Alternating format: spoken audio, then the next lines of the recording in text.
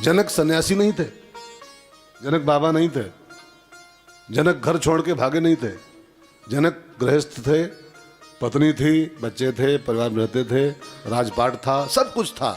अब ये सब कुछ होते हुए भी, और जाना भी नहीं कहीं पड़ा उनको, घर बैठे भगवान है, घर बैठे मैंने गृहस्थी में रहते हुए बिना कहीं जाए घर बैठे भगवान हमारे घर आ जाएं, हमको मिल जाएं। अगर ये विज्ञान सीखना है तो जनक के जीवन का एक पॉइंट खाली पकड़ लो बस। सब कुछ करते रहोगे, सबके बीच में रहोगे और घर बैठे ठाकुर जी आपके मुलाकात करने आ जाएंगे, बिना बुलाए आ जाएंगे, बिना बुलाए। जनक जी राम को बुलाए नहीं है, पता है आपको?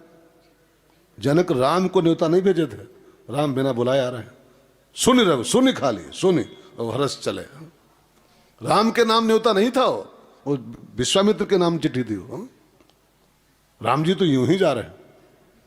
बस जनक के पास एक गुण है, बस वो गुण आ जाए इसके पास। कौन गुण है? जनक के यहां सीता पैदा हो चुकी है। जिसके जीवन में सीता का जन्म हो जाए, फिर वो राम को बुलाए अथवा ना बुलाए, राम जी उसके यहाँ यूं ही पहुंचते हैं। बस सीता को पैदा करो। सीता माने भक्ति, भक्ति का जन्म जिसके यहाँ हो चुका है, फिर तो राम को आना ही पड़ता है। भगत के वश में है भगवान, पाछे पाछे हरि फिरे, कहत कबीर कबीर। भक्ति जिसके जीवन में आ जाए उसके यहाँ भगवान उसके पीछे पीछे डोलते हैं। लेकिन भक्ति का जन्म जानते कैसे हुआ था जनक के यहाँ? एक बहुत प्यारा सूत्र है इसके पीछे। भक्ति आपके यहाँ भी पैदा हो सकती है सीता, लेकिन उसके लिए आपको दो काम करने होंगे। जनक जी ने एक ही काम किया था खाली, बस वो हल चलाए थे, वो हल, और हल वो चला रहे थे तो हल हो गया और घट में टकरा गया, एक घड़े में। और बस हल घट में टकराया और घट फूटा और सीता प्रकट हो गई। बस एक काम खाली, आप भी हल चलाओ और हल को जरा घड़े में टकरा दो, घट में, बस सीता प्रकट हो जाएगी। उसके लिए कोई जंतर मंत्र नहीं करना आग से, बस हल घड़े में टकरा जाए। हल माने क्या होता है, घड़ा माने क्या होता है?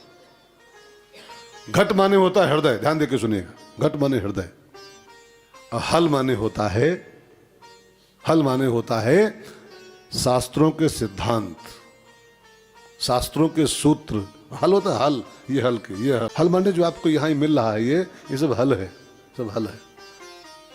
आपके अंदर बहुत क्वेश्चन होंगे, वो सब यहां हल हो रहे हैं, ठीक है ना? तो हल माने शास्त्रों के सिद्धांत ही हल है। अब ये हल हमारे घट में टकरा जाए, बस इतने काम खाली करना। हम लोग यहां तक तो लाते हैं, इन बातों को यहां तक लाएंगे और बहुत यहां भी ले आएंगे। महाराज जी बहुत अच्छा बोल रहे हैं, इनकी कथा तो क्या कहना। लेकिन वही हल खाली यहां न टकराए, खाली यहां न टकराए तो यहां टकरा जाए, थोड़ा ये व्यास गद्दी से निकला हुआ आप ये हल आपके हृदय के घट में टकरा जाए। और जिसके हृदय के घट में ये शास्त्रों के सिद्धांत टकरा जाते हैं ना, उसका ये घट, उसके घट से सीता का प्राकट्य हो जाता है। बलिहारी वा सुघट की जा घट परगट हो। जिस घट में सीता प्रकट हो जाए वही घट धन्य हो जाता है, उसके यहाँ राम जी पहुंच जाते हैं।